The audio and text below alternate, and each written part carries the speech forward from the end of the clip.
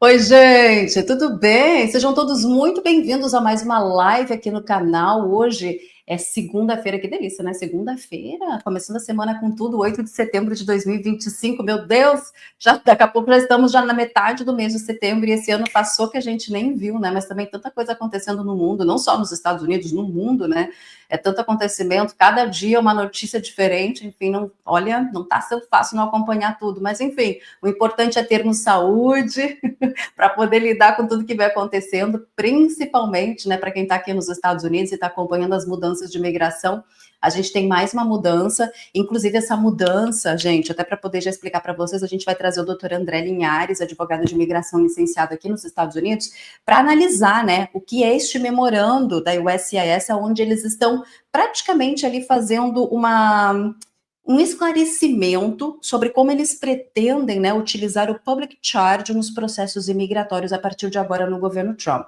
Como esse memorando ele foi anunciado, ou melhor, foi divulgado agora no iniciozinho de setembro, ele é completamente novo, a gente preparou até um material de apoio para poder passar para vocês, para poder explicar como que vai funcionar a questão do public charge, mas eu acho muito importante trazer a opinião do advogado de imigração, doutor André, justamente para isso, porque você sabe, o doutor André faz todos os tipos de processos imigratórios aqui nos Estados Unidos, e ele também já fez, tem bastante tempo de experiência, já fez processos durante o outro mandato do presidente Trump, quando também a gente tinha o public charge, tivemos o public charge também no governo Biden, foi um pouco diferente, mas tivemos public charge, então a gente tem que ter essa análise profissional até para entender o quanto que isso impacta a partir de agora na análise dos processos imigratórios, tá? Então prestem bastante atenção, porque é um conteúdo que realmente vai exigir um pouco de atenção de vocês, para quem está em processo imigratório também, quer aproveitar e passar a live, o link da live para mais pessoas participarem, para poder entender também como que vai funcionar essa questão do public charge, por favor, podem passar, compartilhar o link da live,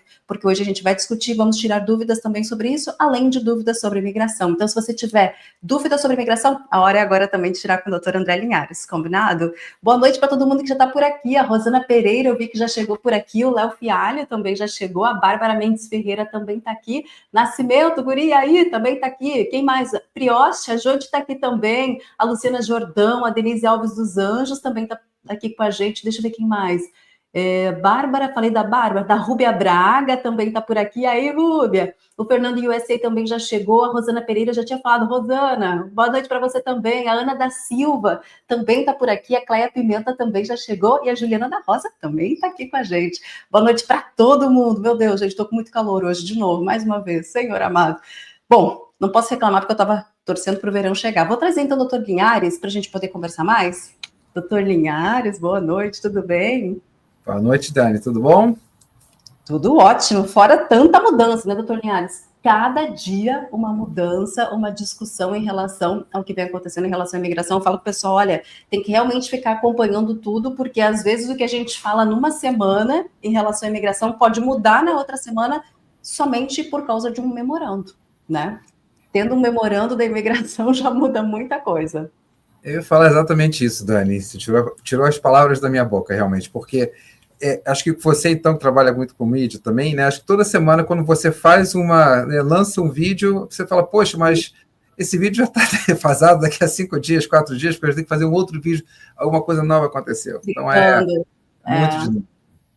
É verdade. Nossa, eu tô ultimamente, até falei, pessoal, eu tô um pouco cansada, mas não cansada de estar noticiando, de falar, mas por causa da intensidade de mudanças na imigração, né, doutor Linhares? E acompanhar tudo isso e principalmente trazer informação com responsabilidade, a gente tem que sempre olhar todo o memorando, discutir ponto a ponto, para não falar também nada que possa ser, né, que possa provocar também pânico nas pessoas. Mas o public charge sempre foi um assunto no governo anterior do Trump. A gente já tinha, inclusive, falado sobre isso quando o Trump entrou agora nesse segundo mandato, falando, olha, a gente ainda não teve mudanças no public charge, eles continuam utilizando as regras do governo Biden, mas provavelmente a gente vai ter algumas mudanças. E agora a gente também teve, né, aí o esclarecimento da imigração em relação ao public charge. E não só isso. Outra questão importante é que a agência, a USCIS, também está tomando uma nova postura em relação à imigração, né? Eles estão aí para colocar agentes armados para investigar, para deter e também deportar de forma mais acelerada os imigrantes dos Estados Unidos. Uma postura que a agência da USCIS não tinha anteriormente. Então, muita coisa vem acontecendo, né, doutora André? Olha, essa parte aí, acho que tem uns 3, 4 pontos que realmente ocorreram nos últimos 10 dias que realmente foram muito emblemáticos. Primeiro, essa questão do public charge, essa questão que você acabou de comentar agora dos oficiais de imigração, nós podemos falar um pouco sobre isso, qual o impacto disso. Em questão com relação aos vistos de estudantes, né, também vai ter aquela questão do F1, do J1, enfim, e do I também, visto de imprensa, né? Também. Essas mudanças são mudanças bem significativas que eu acho que vai trazer um impacto muito grande. Começando por essa questão do public charge, né, eu sei que vocês prepararam um quadro Material. Como vocês sempre colocam, eu acho, não sei, a gente pode começar a botar o material primeiro e comentar depois, tem uns pontos bem interessantes para falar, mas acho que de repente pode soltar para o público ver, né, o material para a gente depois falar. Pode ser. Eu vou pedir primeiro para o Vitor postar o memorando oficial em inglês para o pessoal saber da fonte, né? Da onde a gente está tirando esse material antes da gente trazer o nosso material produzido. Vitor, você consegue só colocar para a gente poder mostrar para o público a fonte oficial onde saiu esse memorando em relação ao public charge? Aí o pessoal vai poder também entender um pouquinho mais sobre. O Vitor está colocando, gente, está datado do dia 4 de setembro de 2025, esse memorando, então, da USCIS. Desde que o Joseph Idlow, que é o novo diretor da USCIS, desde que ele entrou no posto de diretor, né, após a nomeação dele pelo presidente Trump e a aprovação dele pelo Congresso americano, isso foi em julho, meados de junho, se eu não me engano, que ele foi oficializado como diretor da USCIS, a gente já conseguiu verificar várias mudanças na agência desde então. E, obviamente, a questão da duração do status que o doutor André falou para estudante, F1, J1, o I também, que é os profissionais de mídia, tudo isso já faz parte dessas mudanças provocadas por esse novo diretor da USCIS. E agora, a gente tem, de acordo com esse memorando aí, gente, um esclarecimento em relação ao public charge. Então, agora eu vou trazer o material, o Vitor vai colocar na tela para vocês, o material que a gente preparou, explicando, contextualizando, né, em relação ao public charge. O Vitor, inclusive, colocou, para quem quiser verificar mais, o link oficial da USCIS com este memorando do public charge, porque eu sei que tem pessoas que me seguem e gostam também de verificar na fonte, né, a informação, por isso que a gente gosta de trazer sempre certinho. Vamos então trazer o material, Vitor? No caso, reafirmação da orientação sobre inadmissibilidade por public charge. Para quem não sabe, public charge a gente pode traduzir para benefício público, tá, gente? Este memorando, conforme eu falei, datado no dia 4 de setembro. O contexto: o presidente Trump reforçou a prioridade de garantir que benefícios públicos não incentivem e nem recompensem a imigração ilegal. O fundamento de encargo público existe há mais de 100 anos e foi reafirmado por leis. Essas leis que estão ali na tela, viu? PRWORA e o IIRIRA de 1996. Princípio central: estrangeiros devem ser autossuficientes e não depender do governo para sua manutenção. O que é o public charge? Um estrangeiro pode ser considerado encargo público e, portanto, inadmissível se houver probabilidade de que dependa em qualquer momento de assistência pública em dinheiro para a manutenção da renda, como o Supplemental Security Income, o Temporary Assistance for Needy Families e programas estaduais locais equivalentes de auxílio em dinheiro para subsistência. Institucionalização de longo prazo custeada pelo governo, como internações prolongadas em hospitais psiquiátricos, lares de repouso ou cuidados de longa duração pagos pelo governo. Fatores avaliados pela USCIS. Na análise de cada caso, os oficiais devem considerar, no mínimo, idade, saúde, situação familiar, bens, recursos e situação financeira, educação e habilidades, recebimento atual ou passado de benefícios em dinheiro, institucionalização e declaração de patrocínio financeiro quando exigida. Declaração de patrocínio financeiro, no caso o Affidavit of Support, exigida na maioria dos pedidos baseados em patrocínio familiar e em alguns casos de emprego. O patrocinador deve comprovar renda mínima de 125% das diretrizes federais de pobreza, 100% para quem é militar. Se o affidavit for insuficiente, o estrangeiro é automaticamente considerado inadmissível por encargo público.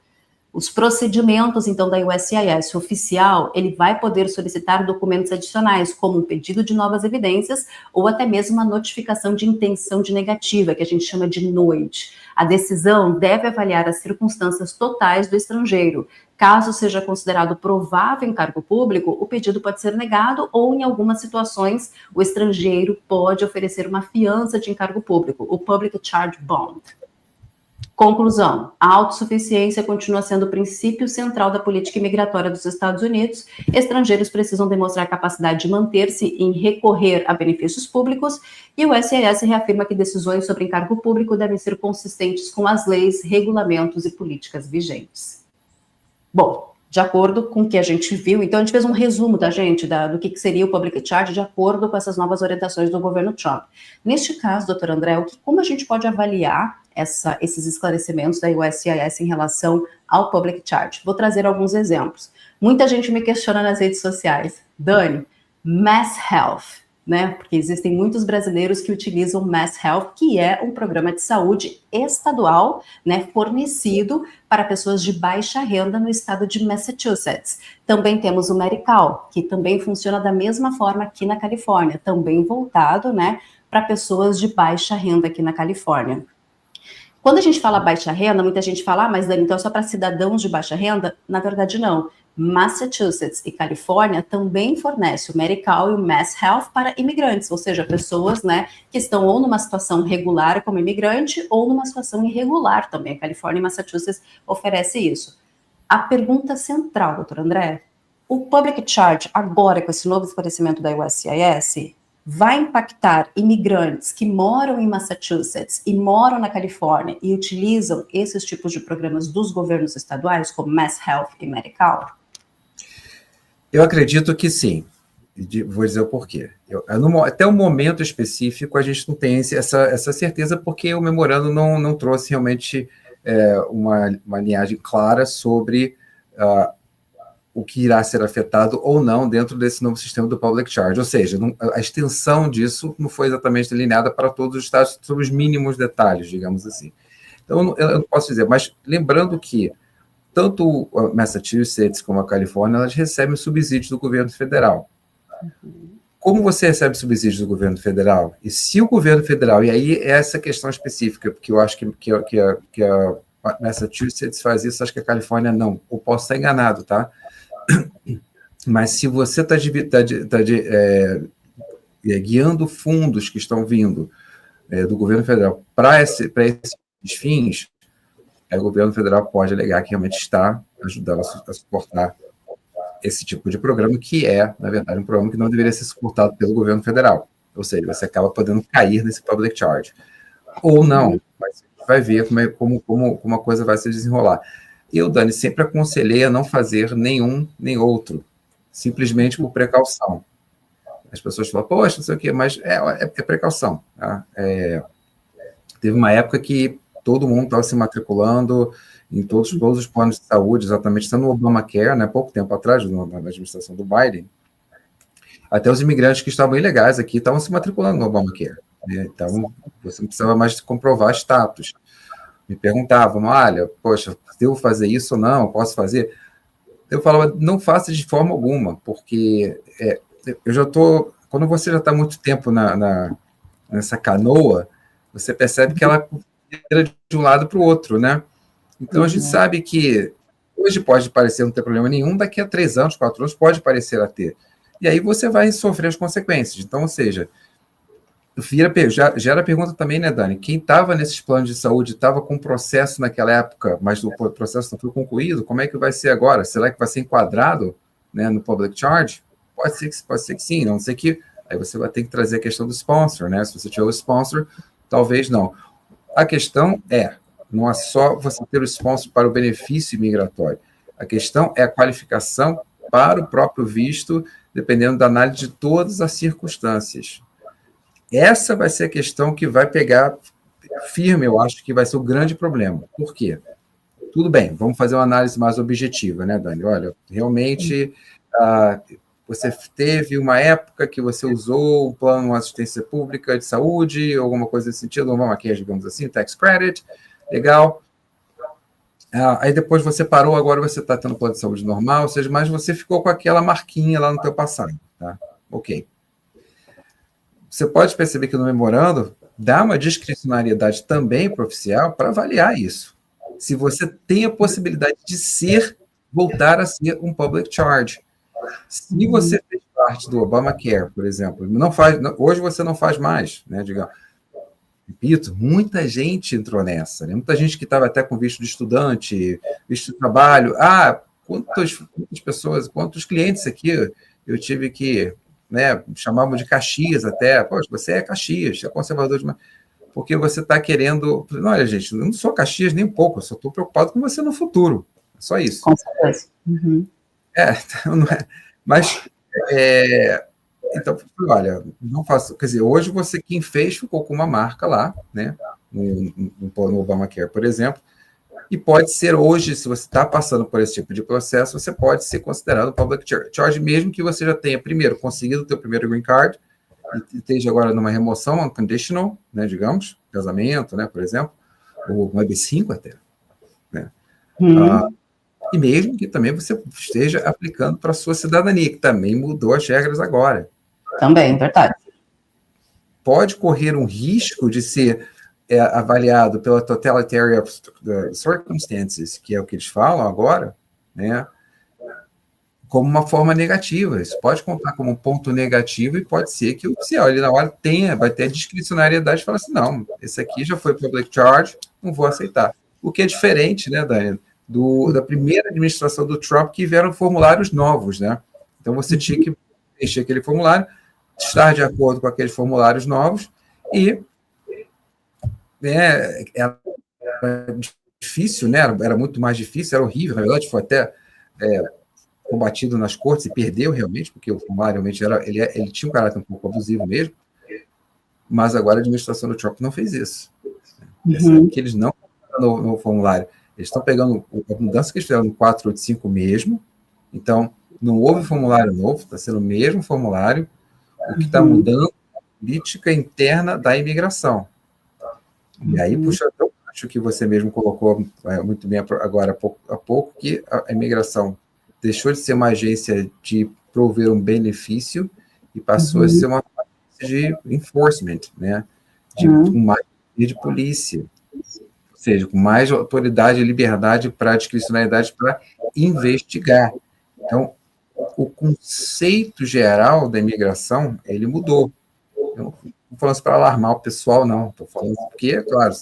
Com certeza. E a gente consegue perceber essas mudanças também, né? Exato. Se preocupar com os cuidados agora, não faça, assim, consulte com o seu advogado, sua advogada, seu advogado pode provavelmente estar muito mais bem atualizado também. Então, realmente acompanhe isso bem feito, porque as coisas realmente mudaram. E a gente está recebendo uma quantidade de ligações de clientes para fazer cidadania altíssima, coisas que a gente não tinha no passado, porque o pessoal interpretava de uma forma muito mais simplória de fazer, né? Vou fazer cidadania, enfim. Né? E realmente era, né? Hoje as regras mudaram, então as pessoas já estão com um risco, um medo, né? Com medo muito maior. Eu falo, peraí, deixa eu... Né? Não dá mais para fazer aquela questão de preencher o formulário, juntar imposto de renda e mais alguns documentos e mandar, não é mais assim. Com certeza. Não, e agora até a gente fazendo um panorama, doutor André, porque você também fez processos no primeiro mandato do presidente Trump, né, quando eles tinham lá aquele public charge, aquele formulário adicional, né, infelizmente. Como você viu o public charge naquela época? Por exemplo, pessoas que utilizavam esses exemplos que a gente deu de planos de governos estaduais, né? Pessoas que utilizavam planos estaduais naquela época. Como o governo Trump analisava os processos? Você lembra? Então, com relação ao problema do Estado, não havia. Porque exatamente como eu coloquei, o formulário era muito específico, né? Então, o agente da imigração, o officer, ele tinha as limitações dele ali para analisar a documentação de acordo com o formulário prestado. Então, você não tinha esse problema do Mass Mutual e da Califórnia com relação ao public charge propriamente dito, porque não havia essa liberdade do oficial de discricionariedade de perceber que você está pedindo um plano de saúde, por exemplo, em Massachusetts, com uma assistência do governo, ele vai automaticamente pode, né, claro, e já está no memorando, que realmente você mostrou aí no ar hoje, deve interpretar que você vai ser um public charge, porque você está pedindo saúde federal, não, uma assistência, desculpa, uma saúde federal, não, uma saúde estadual, ou seja, se você pede estadual, você é um risco. Se você é um risco, eu, de acordo com o policy memorandum aqui novo, eu tenho que te negar. Entendeu? Uma coisa, na verdade, vai ficar mais complexa do que era na primeira administração dele, porque a administração dele você seguia um rito, né? Tum, que era quase que semelhante, mas era uma coisa direcionada, né? Se você vai pedir, se você vai, enfim, a discrecionalidade era menor, agora é maior. Por exemplo, agora eles até anunciaram nesse esclarecimento, né, que os imigrantes vão precisar, inclusive, informar os benefícios que utilizaram nos últimos anos. Então, não é só o que está sendo utilizado ou não agora, no presente, mas também o que foi utilizado em anos anteriores. Exatamente. E não pode mentir no formulário, viu, gente? Por favor, não façam isso, porque é pior ainda. Então, exatamente. Mesmo que não seja federal, né? Você vai acabar tendo que colocar e pode sofrer um problema um problema até indesejável, né? Então, com certeza, para quem está nessa situação, tá? Corram atrás de um sponsor. Sem dúvida, o sponsor pode ajudar a mitigar esse problema, porque o sponsor, na verdade, quando ele assina aquele 864, ele está sendo responsável por você, né? Financeiramente. O sponsor está dizendo ali e fala, olha, não, se ele tiver algum problema daqui para frente, eu arco, né? As custas são minhas. Então, se você tiver um bom sponsor, ajuda bastante. Agora, eu vou trazer alguns exemplos. Eu estou aqui com visto de estudante, né, pensando em aplicar para um EB2 ou para um EB3, né, vou usar esses termos. E fiquei grávida, né? Obviamente, vou acabar usando talvez algum tipo de benefício público durante o pré-natal, né, porque eu fiquei grávida do nada, né, acidentalmente aqui nos Estados Unidos. Nesse caso específico de pessoas que estão com visto de não imigrante aqui e acabam engravidando e acabam tendo que usar algum tipo de benefício estadual para o pré-natal da criança, enfim, você acredita que isso também vai ser considerado public charge dentro desse esclarecimento da USCIS? Eu acredito que sim. Bom, se você tem plano de saúde, se você tem visto de estudante, é bom que você pense em ter um plano de saúde que tenha uma cobertura boa. Normalmente, os planos de saúde para estudantes não tem cobertura pré-natal. Realmente, não. Isso realmente não existe. Mas, pelo menos, que você tenha um bom plano de saúde que te dê uma cobertura geral. Isso é fundamental para quem está estudando. Não tem realmente pré-natal, por isso que os planos de saúde, às vezes, para estudantes, às vezes, eles são muito mais em conta do que as pessoas, às vezes, até imaginam, né? A não ser que você vai pagar um plano de saúde completo, aí ele é caro. Se não, o plano de saúde para estudante ele é até bem acessível. As pessoas acham muito caro, mas não é. Não é mesmo. Não, tem vários que são mais acessíveis mesmo, né? Depende muito do tipo de plano, na verdade. Eles vão cobrir praticamente emergência, essas coisas, mas eles são muito, muito mais em conta do que o teu plano de saúde normal que o estudante teria que pagar, que seria muito mais caro. Porém, essa questão do pré-natal, mesmo assim, pode ser, na minha concepção, problema de public charge. Por quê? Vamos voltar agora um pouquinho, até ser um pouquinho do direito de imigração, entrar no direito de uma forma geral, né? Você, estando grávida, por exemplo, você tem a condição, né, teoricamente, de prover pelo seu custeio médico. Né? Então, se você engravidou hoje, né, você não pode falar, poxa, engravidei e é muito caro. Você não pode dizer assim, olha, eu quero ter meu filho nos Estados Unidos, porque eu quero que meu filho nasça americano, mas eu não tenho dinheiro para isso, então eu vou pegar a ajuda do governo. Isso que não funciona. É isso que pode ser claramente detectado que você está pedindo uma ajuda, um serviço público que o seu status de estudante não se adequa a um pedido de serviço de assistência pública. Nesse sentido, né? De saúde. Então, eu entendo que, né, pela rationale, né, do governo ou das leis, você vai ser considerado, sim, um public charge. o governo pode simplesmente falar assim, olha, volta, você fecha seus estudos e vai embora. Seria uma resposta muito fria, claro, óbvio. Da forma de responder, claro. Vamos fazer, agora, então o problema é seu. Agora, ou paga, né? ou custeia suas necessidades médicas hospitalares inteiras. Vou usar outro exemplo. Estou aqui nos Estados Unidos ilegal e tive uma emergência médica, quebrei a perna, algo nesse sentido. Eu precisei de uma cirurgia de emergência. Obviamente, cirurgias aqui nos Estados Unidos são muito caras, né? E acabei utilizando benefícios do governo para isso, porque acabei falando lá no hospital que não tinha renda suficiente. Vou dar esse exemplo, né? Não tinha renda suficiente, então o hospital acabou me dando a opção de aplicar para o Mass Health, ou Medical, ou qualquer outra assistência, né, que tem aí, dependendo do estado que a pessoa está. Eu usar o public charge, eu usar esse tipo de benefício do governo para uma emergência, como uma cirurgia do fêmur, ou qualquer cirurgia de emergência, por exemplo, é algo muito específico, não vai ser para longo prazo. Só utilizando para essa emergência, você acredita que o governo também pode enquadrar como public charge? Você fez uma excelente pergunta com 2 desdobramentos diferentes. Primeiro, vamos botar à parte o Mass Health e o da Califórnia, que eu sempre esqueço o nome. Vamos botar eles à parte agora por um segundo. E vamos analisar o fato concreto. Então, se você, por exemplo, está sem status, está indocumentado, você sofreu um acidente, você vai para o hospital, você teve um tratamento, o governo, os Estados Unidos, por lei, tem que te tratar, né? Não pode deixar você morrer, ou, enfim, ficar com a perna quebrada para sempre. O que você pode fazer, deve fazer nesse sentido, é tomar muito cuidado na hora que vão ali bater, ver se você tem plano de saúde, se você quer pagar a conta. Porque o que você deve fazer é negociar com o hospital.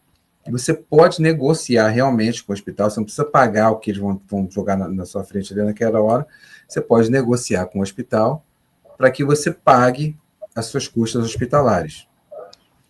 Se você pagar, mesmo que seja parcelado depois, mas se você pagar suas custas hospitalares, isso vai contar positivamente, no teu caso, né, específico, para, de repente, ter um benefício migratório no futuro. Lembra que agora eles estão analisando a totalidade, né? Então, quer dizer, você um pagador, poxa, eu fiz, estava devendo, fui lá e paguei. Isso pode contar até positivo, aquelas tabelinhas que vão entrar agora, que estão entrando, né, em vigor.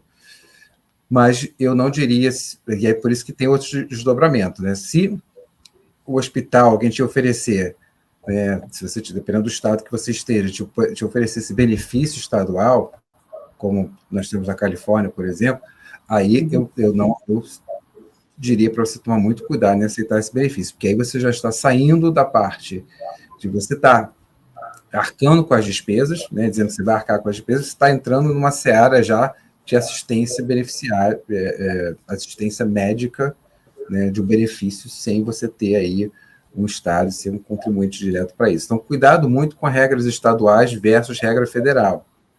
O velho exemplo da maconha, né? Enfim, em vários estados, hoje, ela está legalizada até para fins medicinais ou recreativos, mas no nível federal não é. Então, é mesmo, né, assim, entre aspas, acaba sendo. Então, toma muito cuidado do que o teu estado oferece e que o governo federal oferece. São distintos. Vou trazer mais um exemplo, doutor André, já que a gente está discutindo bastante sobre isso, né? Beleza, agora eu sei que o governo está fazendo esse esclarecimento e que ele vai determinar que certas questões é public charge e eu possa ter meu processo de green card negado em função disso. Não só processo de green card, como outros processos imigratórios também.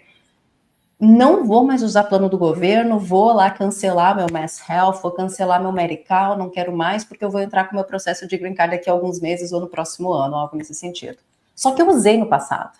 Esse uso do passado, deixei de usar agora, quando apliquei para o meu green card não estou usando mais nada, mas usei no passado. E como eles falam que a gente tem que mencionar recursos utilizados no passado, esses recursos do passado ainda podem complicar minha elegibilidade no meu processo de green card? Pode, porque o oficial, ele vai ter que analisar todas as circunstâncias no qual você está apresentando. se você tem um risco futuro, esse memorando fala exatamente isso, né? O oficial ele tem que analisar nesse caso, não é nem opcional. O oficial vai ter que analisar se você tem a possibilidade de ser um risco public charge no futuro. O manual fala exatamente a palavra futuro. Ou seja, se você tinha uma situação, né, financeira um pouco complicada, que você não pôde pagar um plano de saúde integral no passado, o oficial pode falar, poxa, então no futuro você pode estar ou não, né? Mas é uma interpretação do oficial. Claro, você pode falar assim, poxa, eu tinha, agora eu estou com um emprego excelente, ganhando $150 mil por ano, enfim, estou pagando... vai ser tudo pesado, então é pesado para um lado e para o outro, né? A balança vai ficar meio que... vai depender muito do oficial e da documentação que você apresentar e dos argumentos que você virá apresentar. Por isso que não deixem aí de contratar um advogado para fazer esse processo. Precisa ser eu, não. Contratem um advogado, vocês não façam sozinhos, porque pode te dar um problema. Agora vem uma outra pergunta. Apliquei para o meu green card por casamento, recebi o green card por casamento, obviamente é o meu green card condicional aquele de 2 anos, né, para depois eu poder tirar condicional e aplicar para o de 10 anos. Mas vamos supor, peguei o meu green card por casamento, ganhei o condicional de 2 anos e dentro desses 2 anos eu apliquei para o medical ou para o mass health, né, que é um benefício público. Isso pode prejudicar a minha elegibilidade para depois tirar a condicional do meu green card e aplicar para o green card de 10 anos? São duas questões aí também um pouco distintas, né? Primeiro, porque você tem várias vertentes esse problema. Primeiro, você, quando pegou o green card de 2 anos, você já se comprometeu, quer dizer, você vamos lá, o teu marido está sendo seu sponsor, né? Tua esposa, né? Teu cônjuge, né? Está sendo seu sponsor financeiro, tá? Então, o teu sponsor está assinando o formulário 864, que ele ou ela será seu sponsor financeiro, tá? Então, esse pode ser já um problema tanto para você quanto para o seu cônjuge, porque naquele formulário, lá de 1996, né, aquela cheia de letrinhas lá, né, naquelas letrinhas é Illegal Immigration Reform, né, muito engraçado, a lei chama-se Legal Immigration, mas enfim, você está colocando ali no formulário, que você vai ser sponsor desse imigrante.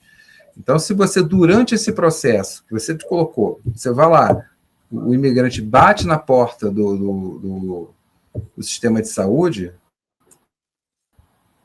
o governo pode chegar e falar assim, olha, você vai pagar isso aqui agora, tá? Essa conta é sua. O problema, Dani, isso é muito interessante, esse tema, porque isso sempre foi a lei. Tá? Nesse ponto, esse governo não mudou até essa lei especificamente. A questão é que a lei nunca foi, como nós chamamos, enforced. A lei nunca foi aplicada. E quando eu digo nunca, praticamente nunca, desde até do Trump, na primeira administração do Trump também, tá? A lei praticamente nunca foi, mesmo com esses novos formulários que ele colocou, tal, a lei não foi realmente aplicada. Agora, parece que ela pode realmente ser aplicada de verdade. Então, ela sempre existiu, desde 1996. Então, quer dizer, é uma lei realmente antiga. Né? Ela tem um tempo já de estrada, só que ela não era aplicável. Ou seja, isso era passado despercebido, o governo não ia atrás do cônjuge que assinou o formulário 864 para cobrar a assistência pública, né, conferida ao imigrante. Mas hoje pode ser que ele faça, o governo, né, faça. Então, respondendo a sua pergunta bem longa, sim. Bom, tanto é que pode ser aplicada que o próprio Joseph Idlow, que é o diretor da USCIS, ele está voltando com uma lei lá de 1992 para os processos de cidadania, que é a investigação por vizinhança, lembra? Ele até menciona isso numa entrevista que ele deu para a Fox. Agora eu não lembro se foi para a Fox, mas acredito que deve ter sido para a Fox. Ele deu essa entrevista para a Fox dizendo, olha, ela existe desde 1992. A única questão é que ela nunca era enforcement, ela nunca era aplicada, né? Então agora a gente quer retomar uma lei lá de 1992 que já existia e que até então os governos, e aí ele fala os governos, porque passaram vários governos de 92 até 2025, né? Mas ele falou, os governos não utilizavam, eles não enforcem daquele tipo de lei, nós vamos para os processos de cidadania, que é a investigação por vizinhança. Então, realmente, o que essas leis mais antigas, que elas existem, que não é uma coisa que foi criada pelo governo Trump, não, eles estão usando leis de antigamente, que já foram criadas e aprovadas, só que não eram, teoricamente, né, aplicadas. E agora eles querem, de fato, aplicar, porque imigração é o assunto principal deste governo, né? É a pauta que o governo praticamente usou para vencer as eleições, né? E só lembrar, realmente, isso você colocou muito bom, tá? Foi muito bom, muito bem colocado. Desde 1992, ou seja, não vamos culpar só os democratas nesse negócio, democrata. Não, todos os governos republicanos também que não faziam enforcement dessa lei. Inclusive o Trump, na primeira administração, também não fez esse enforcement. Agora parece que essa lei está, né, parece que está começando a criar asas e realmente vai ser aplicada, né, vai ser sancionada no sentido mais de aplicação e, certo. Enfim, aí, por isso, entendam, né, o que era antes não é mais... não era mais. Por isso que eu falei, é muita coisa. Para a gente também, coisas que até então não era uma preocupação em processos imigratórios, né? Mesma coisa, vamos voltar um tempinho atrás, tipo 5 anos atrás, processos imigratórios como o EB2, por exemplo, ter uma empresa aberta não implicava, agora a gente consegue perceber que eles estão utilizando a jornada do imigrante contra ele. Então, se você abre uma empresa e não consegue comprovar quem é que trabalhava e você trabalhava sem ter permissão, isso pode te complicar no teu processo de legalização depois. E isso não era algo que eles utilizavam, enforcement, aplicavam anteriormente. E agora a gente já percebe essa mudança de postura da imigração. No EB2, principalmente para quem está nos Estados Unidos, né? Que está no Brasil, a empresa não tem problema nenhum, mas quem está no Brasil, quem está nos Estados Unidos com visto, que via com visto de estudante, muitas famílias vinham, né, com visto, realmente, há 5 anos atrás, mais ou menos, as famílias vinham com visto de estudante e ficavam trabalhando aqui, abriam empresa aqui, muitos abriam empresa aqui, começavam a trabalhar através da empresa, mas ficavam, né, cobertos através da empresa. Isso realmente depois de um tempo, mas isso já está, né, já está durante até a administração do Biden, já começaram a caracterizar realmente o trabalho nos Estados Unidos, estar presente nos Estados Unidos, trabalhando mesmo para a sua empresa no exterior, considerado trabalho, isso, né, por isso que a gente não recomenda de forma alguma, estudante principalmente, né, provavelmente você não vai trabalhar, até para não prejudicar depois no futuro o teu EB2, por exemplo, EB1, EB3, que não vale a pena. Até hoje eu recebo mensagem de pessoas dizendo, Dani, esse vídeo aqui, essa pessoa fala no YouTube que posso abrir uma empresa, porque eu abrindo uma empresa tem a pessoa jurídica e a pessoa jurídica protege a pessoa física. Aí eu olho o vídeo, é de uma pessoa que está produzindo conteúdo, que já está aqui nos Estados Unidos, mas é claro, é um vídeo publicado há muitos anos atrás. Onde seja, as coisas mudaram, já não é mais assim. Antigamente se tinha esse pensamento que a pessoa jurídica protegia a pessoa física, mas lembra, gente, por trás de uma pessoa jurídica existe uma pessoa física. Uma empresa não é aberta sozinha. Uma empresa tem que ter alguém que abra essa empresa e essa pessoa precisa ter um EIN, ou precisa ter um Tax ID, ou precisa ter um Social Security Number para poder abrir uma empresa aqui nos Estados Unidos. Então, por trás de uma empresa jurídica, sempre vai ter pessoa física, mas antigamente a imigração não fazia o enforcement disso, por isso que muitas pessoas conseguiram o EB2, o EB3, há um tempo atrás, mesmo tendo empresa aberta, porque não existia aplicação, né, da lei em relação a isso, que é o que o doutor André falou agora, que esse governo está utilizando nesse segundo mandato do Trump, porque nem no primeiro mandato o Trump também aplicava, né, essa questão especificamente. Agora a gente já consegue perceber essas mudanças. Empresa aberta, gente, lembrando que mesmo que você feche a empresa, teu nome fica lá sempre. Então, você abriu, botou ali o teu nome, e mesmo que você abra hoje, amanhã, poxa, não devia ter aberto, fechou, mesmo que você não tenha feito nada de errado, digamos, mesmo assim, teu nome fica lá registrado, lá, que você foi sócia, que eu abri aquela empresa, um momento da sua vida. Então, pense nisso também. Beleza. Vamos abrir para perguntas agora, doutor André, pode ser? Pode ir lá, podemos. Vamos abrir para pergunta, gente. Fiquem à vontade para quem quiser, tá? E mandando seus questionamentos. A Bárbara Mendes Ferreira. É tanta mudança que se não fosse pela Dani eu nem saberia. Eu falei, menina. Mas realmente, gente, é mudança em cima de mudança. E às vezes a gente tem que se atentar muito bem nas entrelinhas do que o governo está querendo dizer para poder trazer a informação com responsabilidade para vocês. Mas fico feliz a gente conseguir estar comunicando, informando o pessoal sobre essas mudanças. Fico bem feliz mesmo. Nascimento, me mudei para o estado do patrocinador, pois a agência falou que ele estava me esperando, mas já se passaram quase 3 meses e ele ainda não me chamou. A minha data de prioridade já está current há 6 meses. 6 meses. Corro risco, doutor André? Bom, vamos ver se eu consegui entender. Ele parece que se mudou para o estado, né, do sponsor dele, mas se não me engano, ele não se comunicou direto com o sponsor, parece que se comunicou com a agência, não foi? Pelo que eu entendi, foi isso. Pelo que eu entendi, foi isso também. Ele falou agência, né? A agência falou que ele estava me esperando, mas já se passaram aí 3 meses e o empregador, pelo visto, ainda não chamou ele. Pois é. Mesmo sendo agência, ele pode tentar entrar em contato direto com o empregador, ou com o sponsor, né, que seria o que vai ser o empregador dele, para ver realmente a situação dele, ver o que está ocorrendo, para entrar um pouco nessa jogada, né, para não ficar agência, né? A agência, na verdade, é um intermediário, né? Ela está intermediando o trabalho está intermediando empregado e empregador. Então, claro, às vezes tem uma falha de comunicação, alguma coisa ali que não se acerta também, e pode ser prejudicial para você. Entre em contato, vê com o teu empregador. O teu empregador, ele tem lá um job offer para você no teu processo. Então, você tem um job offer para você, ver o que está acontecendo, né? Ver se essa job offer tá ok, está tudo bem, porque você está com data de prioridade, pelo que eu entendi, já tá corrente, né? Então, você já pode estar mudando aí, tá entrando com o teu processo provavelmente o seu EB3, está entrando com o teu processo de EB3, já poderia estar mudando de status, né? Com certeza. Uma dica que eu vou dar para o Nascimento também, né, para ele também ter provas de que ele entrou em contato com a agência, de que ele pediu, que a agência pediu para ele ir, que até agora o empregador não entrou em contato, porque se lá na frente der qualquer problema com o processo dele, se a imigração desconfiar, por que você não trabalhou com o seu sponsor por tanto tempo, porque tem esse gap aqui, algo nesse sentido, ele tendo as provas, ele pode dizer, não, eu estava disponível, eu fui atrás, fui para o estado, a empresa não me chamou, a agência não me comunicou, pedi informações, aqui estão as provas. Acho que isso é tão importante hoje, o imigrante ter provas, porque, infelizmente, né, é sempre uma palavra contra a outra, e você tendo provas, pelo menos, você fica aí numa situação um pouco mais confortável para se defender.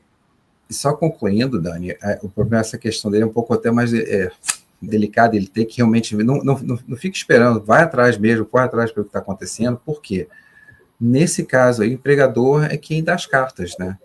Então, se o empregador não seguir com o teu processo ou alguma coisa ocorrer nesse caminho, você vai ter um problema aí e talvez não consiga seu visto. Então, corre atrás exatamente, vê o que está acontecendo, né? Claro, de forma educada, né? Por favor, vai.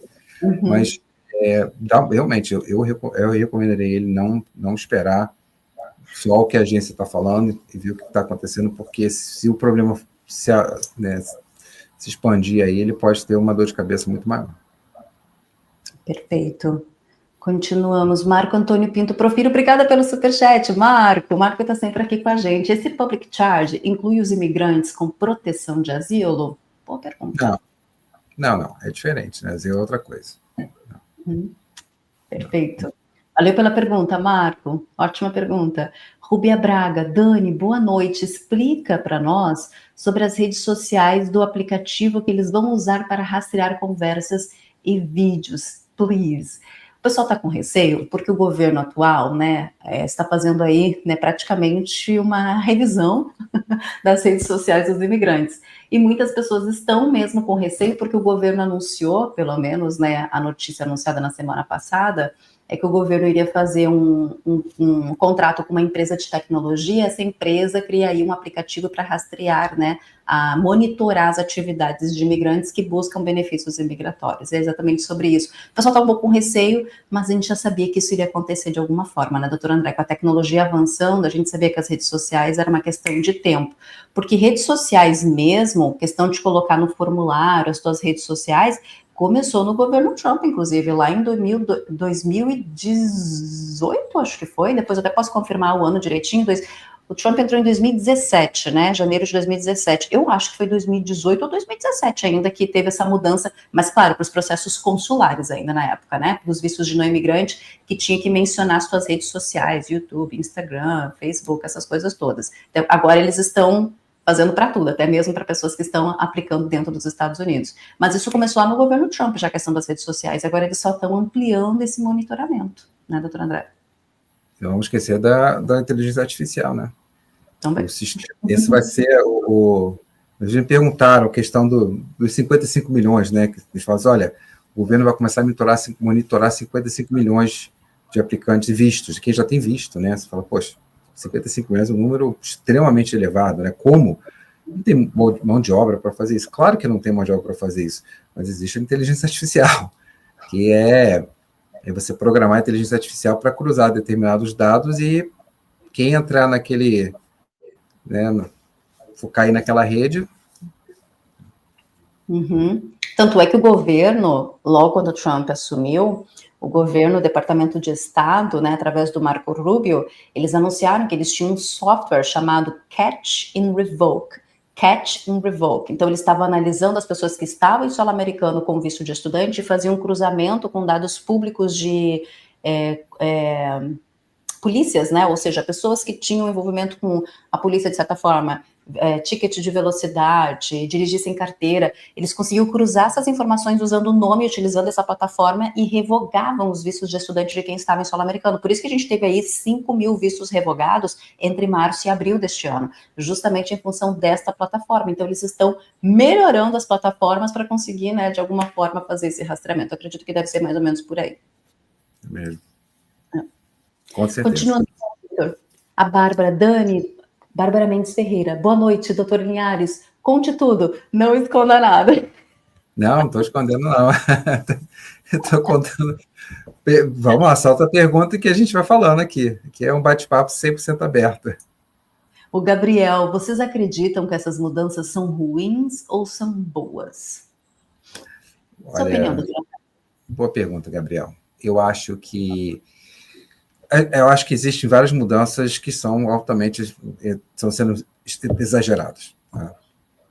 Contudo, algumas mudanças relativas a uma fiscalização maior com combate de fraude, eu não sou contra, não, porque estava realmente, assim, a coisa estava um pouquinho bagunçada, né? Por isso que o Trump aí acabou ganhando. Então, eu acho que a questão de realmente, né, colocar a coisa um pouquinho em ordem, né, colocar a casa em ordem, digamos assim, isso precisava um pouco, tá?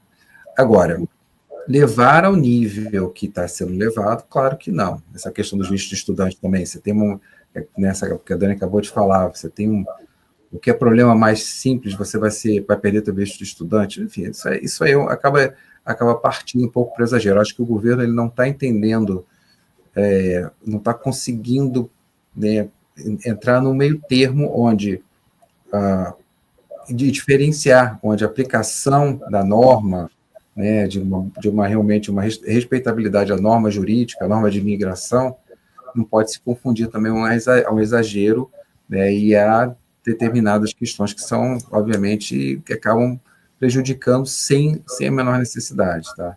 Então, sim, quem cometeu fraude, essas coisas, gente, eu não posso nunca dizer que essa pessoa merece um benefício migratório, porque estava literalmente com a intenção de fraudar e, né, agora essa pessoa tem maior probabilidade de ser punida.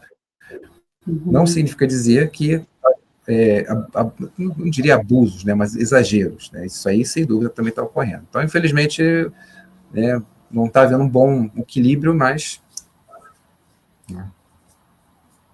Eu tenho a mesma opinião do doutor André. Eu acho que o que for, obviamente, para combater fraude, ninguém está dizendo, ninguém é contra. Acho que todo mundo é a favor, né, de que se combata a fraude e também o abuso no sistema imigratório. Mas existem situações que, na minha opinião, estão sendo desumanas demais. Então, existe ali, não está tendo esse equilíbrio neste ponto. Entre deportar quem é criminoso, todo mundo concorda que tem que ser deportado quem é criminoso, quem comete crime no seu país de origem, quem cometeu crime aqui, enfim, quem fez violações graves, né, contra as leis americanas, ninguém é contra essas deportações. Mas existem algumas deportações que realmente estão bem desumanas, e nisso eu não concordo. Eu, Dani, não concordo. Mas, enfim, não sei o que tem que concordar, né? As pessoas votaram no governo que está agora, o que a gente tem que fazer é aceitar e tentar encontrar a melhor forma de trazer informação para vocês, para que vocês não caiam nesses tipos de problemas, né? Ou melhor, não tenham esses problemas com a imigração. Então, é um trabalho que a gente está fazendo com bastante responsabilidade, mas que em algumas questões eu vejo que é desumano, sinceramente. Eu também acho, Dani, eu acho assim, complementando rapidamente, né, Gabriel, a tua pergunta foi muito boa. O meu maior receio, o que está acontecendo já, um pouco, e era o meu maior receio, era o governo começar a entender, interpretar e passar uma imagem de que o imigrante, de uma forma geral, está sempre fazendo alguma coisa errada. Então, começou-se, de uma certa forma, a caça às bruxas, mas de uma forma um pouco mais generalizada. O que é muito triste, porque, se você perceber, vários integrantes do governo são descendentes de imigrantes, ou têm imigrantes. O próprio Trump, a esposa dele, é imigrante. A mãe do Trump era imigrante, é polonesa. Mas o Marco Rubio são cubanos, enfim, são questões, eu acho que a gente não pode, né, de certa forma, né, espero que eles, né, entendam que a gente não pode, né, começar a generalizar. Claro, vamos pegar o que está ruim, vamos, tudo bem, mas generalização que é o meu medo. E desumanização também. Eu fico sempre pensando nesse lado desumano, da forma como eles fazem algumas deportações que são de pessoas que não representam risco, né? De pessoas que têm ordem de deportação, mas não porque eram criminosas, têm ordem de deportação porque tiveram lá uma ordem de deportação à revelia, muitos nem sabem dessa ordem de deportação, porque infelizmente informação mesmo nas redes sociais, onde as pessoas explicam, sabe onde você pode ver se você tem uma ordem de deportação? Isso é recente, isso não é de muitos anos atrás. Antigamente as pessoas não tinham esse acesso à informação, por isso que muitas que têm ordem de deportação há muitos anos nem imaginavam que tinham. E aí são deportadas. Aí é uma deportação tão desumana, puxa uma pessoa, eu acho desumano, sabe? A não ser que seja criminoso. Quando é criminoso, gente, todo mundo sabe e ninguém discorda que eles têm razão de fazer o que estão fazendo para criminosos. Agora, quando são pessoas, pais de família, mãe de família, pessoas que estão aqui, que não imaginavam que tinha uma ordem de deportação, ou enfim, outras situações que cada um sabe a sua história, por isso que eu não gosto de julgar ninguém, porque cada um sabe a sua história, cada um sabe as suas dores também aqui, mas tem situações que são desumanas que eu não concordo de verdade. Enfim. A defesa, até quem tem ordem de deportação, ou quem está recebendo NTA, né, a defesa está muito precária agora. Eles não estão aceitando várias questões defensivas que a gente conseguia fazer antes. Então, está muito difícil você conseguir um stay or removal de qualquer forma. Está difícil mesmo. Não sei se a coisa mudou exatamente de uma forma um pouco mais, né, agressiva. Exactly. Agressiva, que é a parte que eu não gosto, mas enfim, né?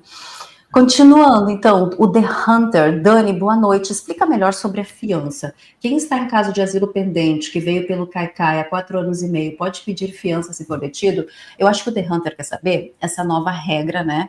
Onde o governo está tirando o direito de fiança quem vem pela fronteira dos Estados Unidos, né, doutor André? Que também é uma mudança que aconteceu recentemente. Pode pedir fiança ainda, sim. Mas eles estão tirando o direito a pedir fiança de quem veio pela fronteira. Pelo menos esse é o novo posicionamento do Departamento de Justiça. Ele veio pelo CAICAI, né, que ele falou. Sim. Eles não estão dando esse direito mais para esses imigrantes, infelizmente, né, por causa desse memorando. Depois eu posso até trazer um memorando para vocês, mas esse memorando é do Departamento de Justiça, não é da USCIS, não, mas a gente pode trazer esse memorando também para poder explicar para vocês detalhadamente sobre a questão da fiança, especificamente. Viu, The Hunter? Mas, infelizmente, existe esse memorando, infelizmente, Tem isso mesmo.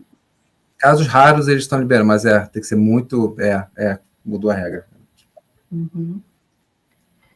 Pridete, seguro pelo Marketplace, é considerado Public Charge e posso aplicar para o Marketplace depois que ganhei o Green Card? Doutora André, tem algumas pessoas que têm um pouco de receio de aplicar para plano de saúde no Marketplace após receber o Green Card em função daquela regrinha de 5 anos não poder ter direito a Medicaid, né? Que é aquela regrinha do Green Card, que você não pode se tornar um cargo público por 5 anos após você receber o seu Green Card. Então, muitos ficam nessa dúvida. Nossa, eu recebi meu Green Card, então eu não posso contratar nenhum tipo de plano de saúde do Marketplace, né? Por exemplo? Não. Quer dizer, pode. O Marketplace é um local onde você vai fazer compras. Não é necessariamente o local onde você vai ter um tax credit, tá? Então, você pode usar o Marketplace, sim, não tem problema nenhum. O Marketplace não significa necessariamente, diretamente, que você vai se qualificar para um benefício, tá? Então, não é uma coisa não está diretamente relacionada à outra.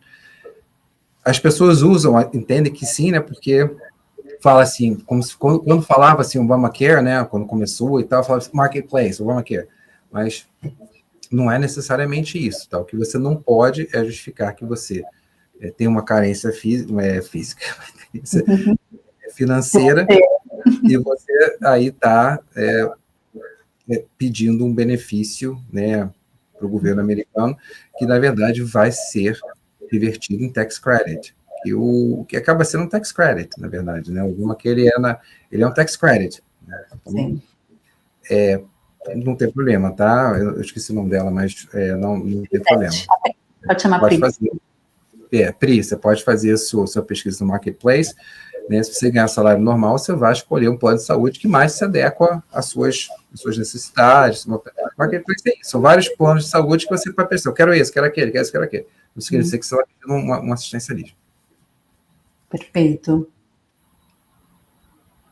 A Juliana da Rosa, Child Care é considerado public charge? Boa pergunta da Ju. Boa pergunta. Não, Child Care é pensão, né? Então... Agora, complementação nutricional é considerado public charge, que eles colocaram, né? Pública, volta lá na lista. Depois a gente tem que olhar, depois eu vou pedir para o Vitor botar de novo na lista antes da gente finalizar, só para poder passar. Mas depois eu só confiro, mas tem sim, tem algumas questões voltadas à alimentação que é considerado public charge, viu, Ju? Mas não o child care. O child care não. Supera geral. Boa noite, Dani, doutor André. Aplicação de lanche da escola é considerado public charge? Boa pergunta também do Supera. Sabe por quê? Porque existem algumas escolas, né, que eles têm eles oferecem a merenda escolar, né? Merenda escolar gratuitamente para os alunos. Isso seria considerado um public charge? Não. Merenda escolar, não. Merenda escolar não é oferecido a todos, né? Indiscriminadamente. Se você tem pai daquela escola, se seus pais ganham, digamos, né?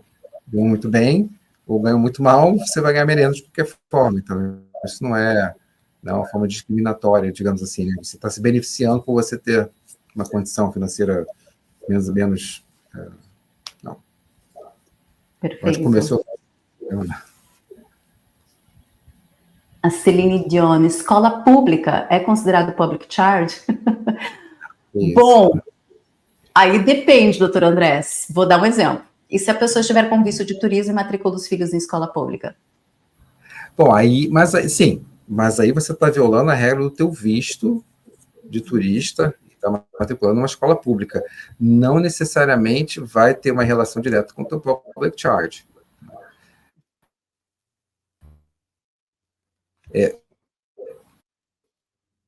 Porque você está como turista.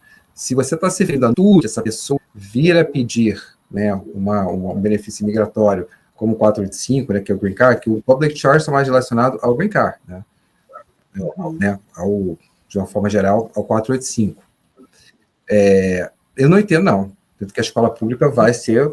Tá, você violou uma regra do teu visto, tá? Isso é uma coisa. Mas Escola pública, na verdade, é um benefício que atinge, de novo, a todos, né? Então, não tem uma questão específica de quem ganha X, quem ganha Y. O que você não poderia fazer é ter colocado o teu filho na escola com visto de turista, né? Mas, public charge, não. Perfeito. Continuamos o Open Box. Obrigada pelo superchat, Open Box. Estou em processo consular, EB3, adquiri uma propriedade, abri uma LLC para colocar essa propriedade na LLC. Isso pode interferir no meu processo? Menino, parabéns, olha. É legal, hein? Não, provavelmente não. Você está em processo consular. Você provavelmente está, acredito que você deve estar, eu não sei se você está nos Estados Unidos ou não, mas você está em processo consular, provavelmente você está no Brasil, acredito que você vai fazer processo no Brasil, você comprou um imóvel, botou o imóvel na LLC, e aí eu não vejo nenhum problema, não. Perfeito. Continuamos, Vitor. Torcida News. Boa noite, Dani e Dr. Linhares. O imigrante que possui um visto EB3 unskilled pode se beneficiar do Obamacare? É considerado public charge? Pode ter algum impacto na obtenção da cidadania? Sim. Todas as perguntas que você conseguiu, não ficou nenhuma de fora, tudo sim. EB3, Obamacare, sim, claro. O EB3, gente, o formulário também é o 485, né? Então, você está vindo você vai se beneficiando de um plano, né, que é voltado para pessoas que são americanos, ou já têm o green card, e que têm uma necessidade, como a Dani falou, depende de um tempo de green card, mas que tem aí uma necessidade financeira naquele momento específico, né, que não pode arcar com um plano de saúde integralmente, porque ganha, né, tem um salário abaixo da média. Então, de forma, mesmo sendo unskilled, tá? Que o salário eu sei que não é muito alto, mas mesmo assim. Perfeito. Continuamos, Vitor. Rolou isso? Processo de casamento, I-130 aprovado, tinha processo de asylum e tem uma corte em em 2026. Qual seria o próximo? Meu Deus, estou com 1000 na cabeça. Qual seria o próximo passo e quanto tempo para conseguir um green card? Peraí, menino, calma. Processo por casamento, I-130 aprovado, tinha um processo de asilo e tem uma corte, provavelmente, desse processo de asilo em 2026, no próximo ano. Qual seria o próximo passo? Processo de casamento com cidadão americano ou com green card holder? Rolou. Porque tem também diferença, né, no tempo de processo. Então, se você conseguir colocar para a gente se é casamento com cidadão americano ou com green card holder, porque daí realmente o tempo de processo varia, no caso, por casamento, tá?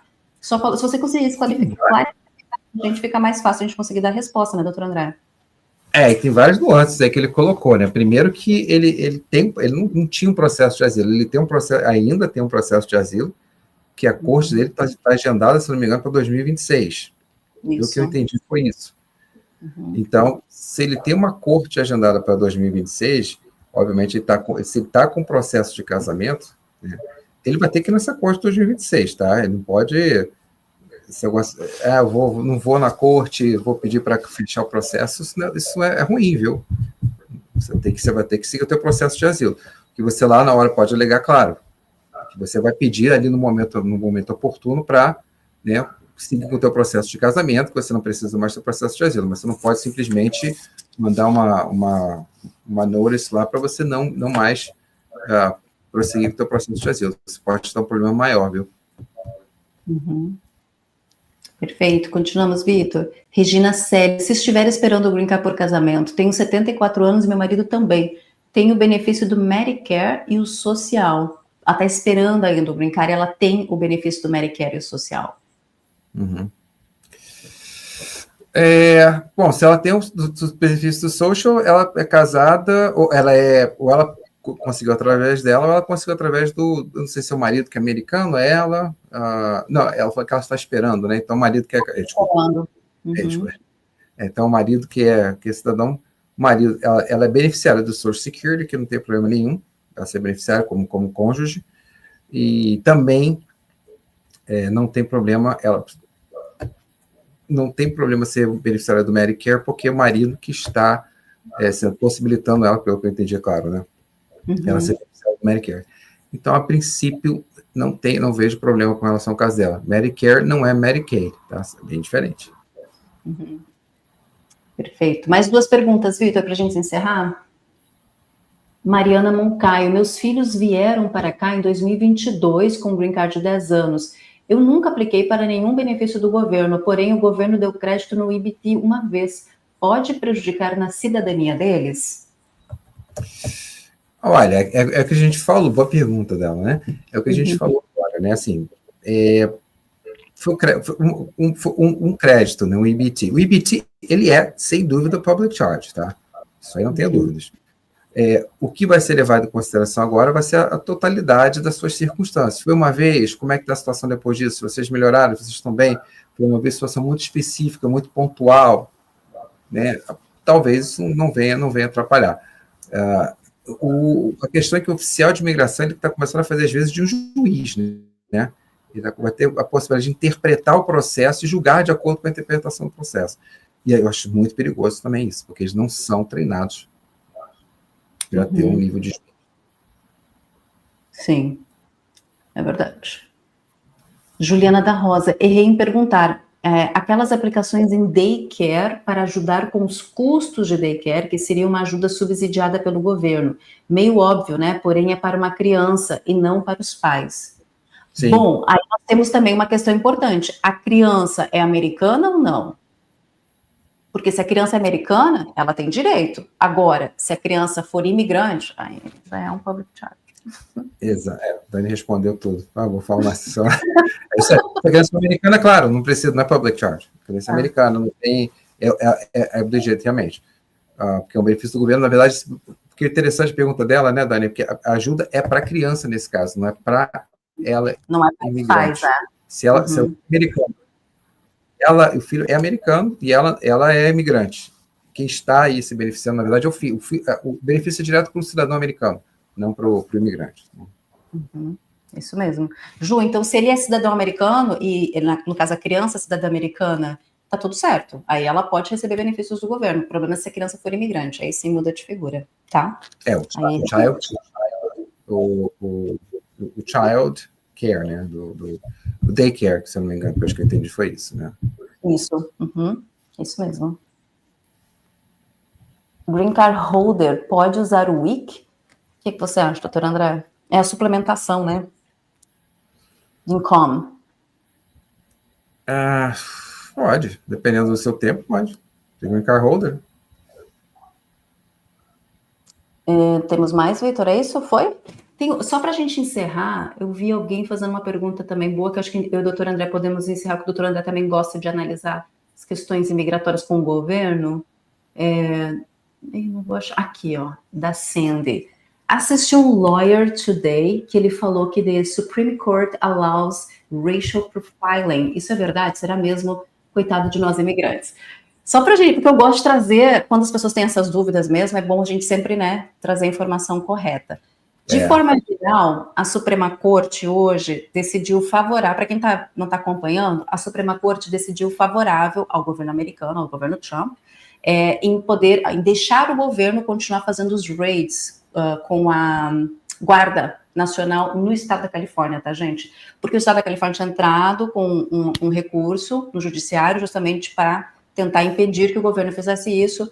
Aí eles perderam um tribunal, tá, inferior, ou seja, o tribunal inferior deu causa para a Califórnia nesse sentido, então o governo tinha que bloquear essa ação, não poderia continuar, só que daí eles foram para a Suprema Corte, e a Suprema Corte hoje decidiu.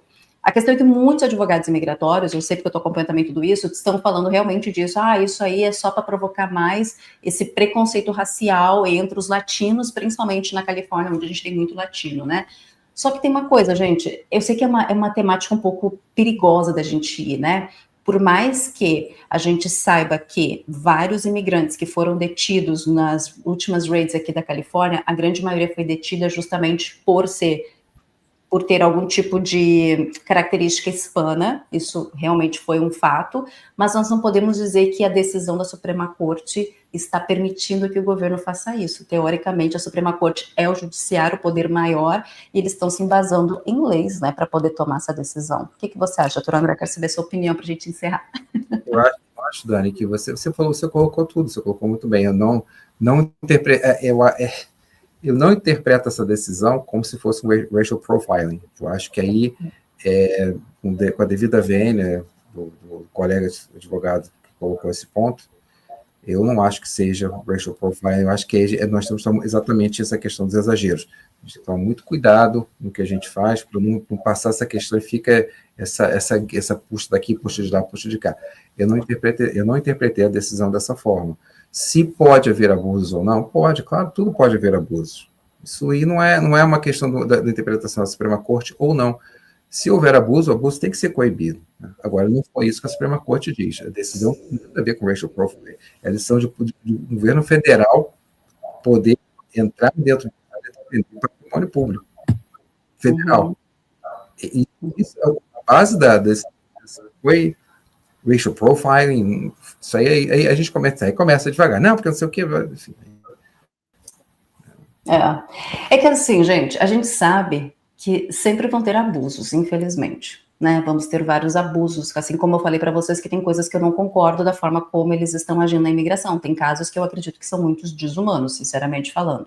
Mas eu teria muito cuidado antes de afirmar, nossa, a Suprema Corte decidiu que agora o governo pode focar somente, né, em imigrantes com características raciais específicas para deportar. Eu teria um pouco de cuidado, porque interpretação é subjetiva, cada um tem a sua, né? Esse é um ponto. Mas eu teria bastante cuidado, porque isso acaba mais...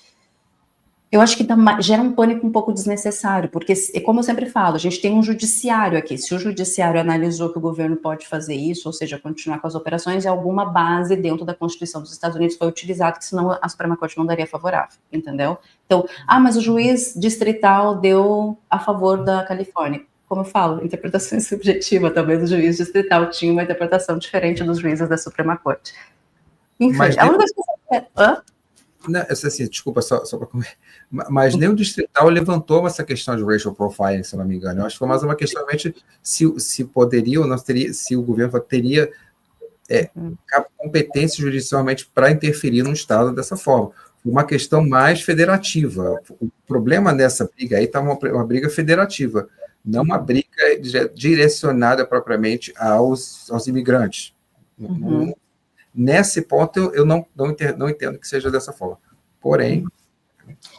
eu entendo a Califórnia no sentido do poder da Guarda Nacional, do governo não interferir na Guarda Nacional, né? Ou seja, do governo da Califórnia. Por isso que eles entraram com ação exclusivamente, né?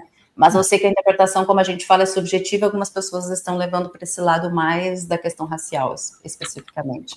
Mas é uma discussão tão ampla que cada um vai ter uma opinião, daqui a pouco outras pessoas realmente vão ter uma opinião interpretativa diferente nesse sentido, enfim. Complicado, gente, é complicado. Vamos então encerrar, né, doutora André? Porque hoje foi assim, ó, foi uma temática boa. Eu acredito que toda vez que a gente tiver live vai ter algum memorando, alguma política diferente, algum manual diferente que a imigração vai acabar sempre anunciando, a gente sempre vai ter que acabar discutindo de alguma forma. Tem uma questão do food stamps que alguém perguntou se food stamps é considerado public charge. Na minha opinião é. Na sua também, né? Fácil. Essa é fácil. Então tá, gente, é isso então. Uma horinha de live que eu também tenho que deixar, doutor André, porque trabalhar com imigração não é fácil. Vocês estão vendo lá o Instagram dele sempre com pilhas e pilhas e pilhas de vários processos aí, todos os dias sendo enviados de clientes, e realmente analisar processos com essa atual administração, onde tudo está mais rígido, exige mais do profissional também, né? Então... não é fácil não. Mas, doutor André, é sempre um prazer ter você aqui com a gente nas lives. Quem quiser, inclusive, gente, ficou com dúvida, tá no seu processo de Green Card, ficou com dúvida do Public Charge, ou vai entrar num processo de Green Card e tá aí com uma dúvida em relação ao seu passado com Public Charge, vocês podem consultar o doutor André. O doutor André é ótimo nisso também, né? Analisa o perfil de vocês para ver o que pode ser enquadrado antes de vocês entrarem com algum tipo de processo imigratório também, tá? Isso é bem importante. Tem mais alguma coisa que você gostaria de falar antes da gente encerrar, doutor André? Dani, muito obrigado mais uma vez pela disponibilidade, pelo tempo, pela paciência. É só isso. Um grande abraço a todos também que nos assistiram até agora e até a próxima. Isso aí, gente. Muito obrigada mesmo pelas perguntas, pelos questionamentos, pela troca. E a gente sempre vai estar aqui de olho. Sempre que tiver alguma decisão do governo, alguma decisão até mesmo da Suprema Corte que vai implicar diretamente na questão imigratória, pode deixar que a gente vai trazer para vocês de forma responsável aqui no canal. Muito obrigada pela audiência de vocês. Quem deixou o like, meu muito obrigada. Quem ainda não deixou, por favor, deixa o like aí para ajudar a Dani. E a gente está sempre aqui, sempre trazendo informação, qualidade, sempre trazendo profissionais também para responder vocês, e espero que vocês gostem. Obrigada mesmo, viu? Uma boa noite para todo mundo, uma ótima semana para todos, que seja uma semana positiva e produtiva, e vamos que vamos. Doutor André, um abraço e até a próxima live. Obrigado, Dani. Um grande abraço. Tchau, tchau. Grande abraço. Tchau, gente.